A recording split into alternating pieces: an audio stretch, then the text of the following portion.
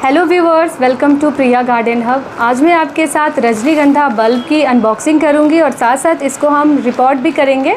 तो बल्ब से कैसे ग्रो करें रजनीगंधा को, वो हम आज के वीडियो में देखेंगे। साथ ही इसकी सॉइल मिक्स क्या होनी चाहिए, लोकेशन और इसकी प्रॉपर केयर टिप्स और इसका सीजन कब होता है फ्लावरिंग का, इन सब चीज़ों पर भी हम बात करेंगे। तो वीडियो में बने रहिएगा। सबसे पहले अभी हम इसकी अनबॉक्सिंग करते हैं और देखते हैं कि जो रजनीगंधा का बल्ब है ये किस कंडीशन में है, क्योंकि रजनीगंधा एक ट्यूबरस प्लांट होता है।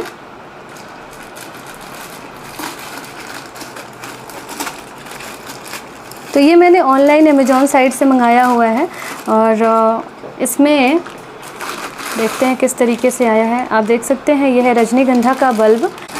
इसको भी ओपन करते हैं। तो फर्स्ट टाइम मैं भी इसके रजनीगंधा के बल्ब को देख रही हूँ। वैसे मैंने बचपन में इसे देखा था, मेरे पापा इसके प्लांट को लगाए हुए थे, तो बचपन भी हमारा इससे जुड़ा हुआ है।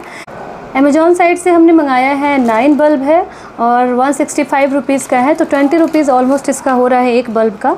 तो चलिए अभी इसे हम लगाते हैं। ये इसका टॉप पॉइंट है, देख सकते हैं यहाँ पे इस तरीके से उभरा हुआ है और इसमें थोड़े से शूट्स भी हमें दिख रहे हैं और बेस इस तरीके का होता है, रूट भी है इसमें। तो चलिए अभी इसको लगाने के लिए सबसे पहले जो मैंने पॉट सेलेक्ट किया है, तो जैसा कि ये परमानेंट प्लांट होते हैं तो इसको चाहिए थोड़े से बड़े पॉट। मैंने लिया है, काफ़ी क्वालिटी वाइज ये काफ़ी बढ़िया पॉट है, ब्रांडेड है और करीब ये 12 इंच का पॉट है। इसमें ड्रेनेज होल भी हमें काफ़ी सारा बना लेना है। और बॉटम में सबसे पहले मैं कुछ सब्जियों के छिलके हैं जो इसके बॉटम में हम रखेंगे, क्योंकि इससे इनको माइक्रो न्यूट्रिएंट मिलता रहता है और स्लोली जो सॉइल होते हैं इसके न्यूट्रिएंट को एब्जॉर्ब करते रहते हैं। तो ये बहुत बढ़िया एक ऑर्गेनिक फर्टिलाइज़र का वर्क करेगा। कभी भी सब्जियों के छिलके या फ्रूट के छिलके निकलते हैं उसे मैं थ्रो आउट नहीं करती हूँ, उसको मैं गार्डन में यूज़ करती हूँ। अब हम इसके सॉइल मिक्स को रेडी करेंगे। इसके लिए हमने जो पॉटिंग मिक्स तैयार करनी है उसमें हमने गार्डन सॉइल लिया हुआ है और गार्डन सॉइल में हमने 20% सैंड भी ऐड कर दिया है ऑलरेडी। और यहाँ पर हमने वर्मी कंपोस्ट लिया हुआ है, तो 60% है गार्डन सॉइल जिसमें सैंड भी एडेड है और यहाँ पे हमारे पास 40% वर्मी कंपोस्ट है। ज़्यादा कुछ इसमें हम नहीं ऐड कर रहे हैं। साफ़ का फंगीसाइड आता है वो यूज़ कर सकते हैं या नीम के एक पाउडर भी यूज़ कर सकते हैं उसकी जगह पे, ताकि इसमें कुछ भी फंगस वगैरह ना लगे। इसे अच्छे से हम मिक्स कर लेंगे। वेल ड्रेनिंग और लाइट सॉइल बनानी है जिसमें न्यूट्रिशंस भी काफ़ी भरपूर मात्रा में होनी चाहिए, क्योंकि बल्ब प्लांट को न्यूट्रिशंस की ज़रूरत पड़ती है ग्रो करने के लिए, मल्टीप्लाई होने के लिए और फ्लावरिंग भी होने के लिए। कोकोपीट या नारियल के छिलके हो उसका भी 10% हम इसमें ऐड कर सकते हैं।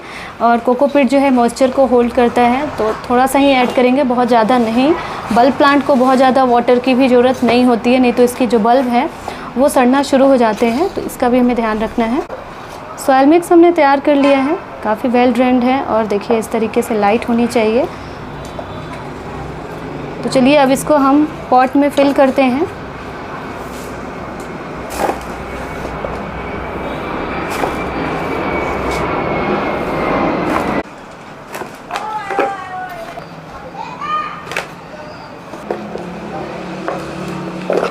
पॉट में हमने सॉइल को फिल कर लिया है और देखिए हमने इतना स्पेस रखा है, क्योंकि बाद में जब ये प्लांट बड़े होते हैं तो इनको वाटरिंग के लिए और कंपोस्ट भी बार बार हमें ऐड करना होता है, तो उसके लिए थोड़ा स्पेस भी चाहिए। ये जो बल्ब का लगाने का टाइम होता है फरवरी, मार्च, अप्रैल, जब 20 डिग्री टेम्परेचर होता है, बहुत ज़्यादा गर्मी नहीं होती है, तब इसको हम लगा सकते हैं बल्ब को।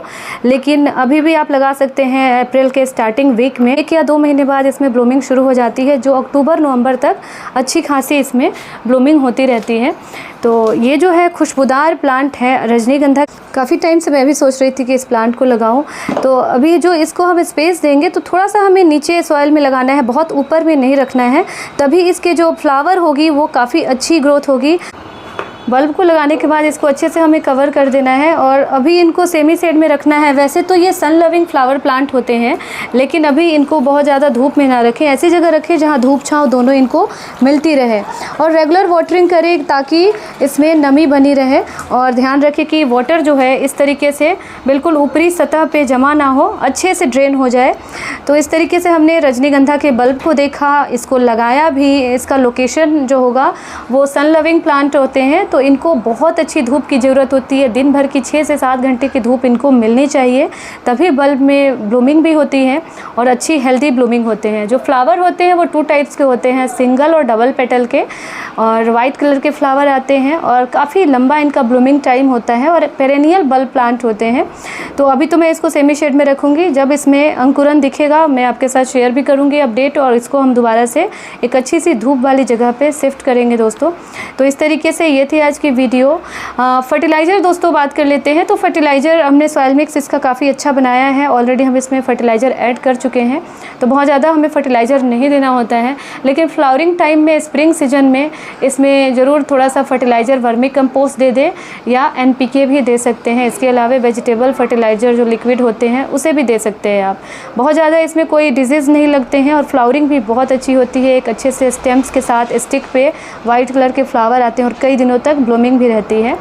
तो दोस्तों ये थी आज की वीडियो, जिसमें हमने रजनीगंधा के बल्ब को ग्रो भी किया और इसके सारे प्लांट केयर टिप्स के बारे में भी हमने बात की।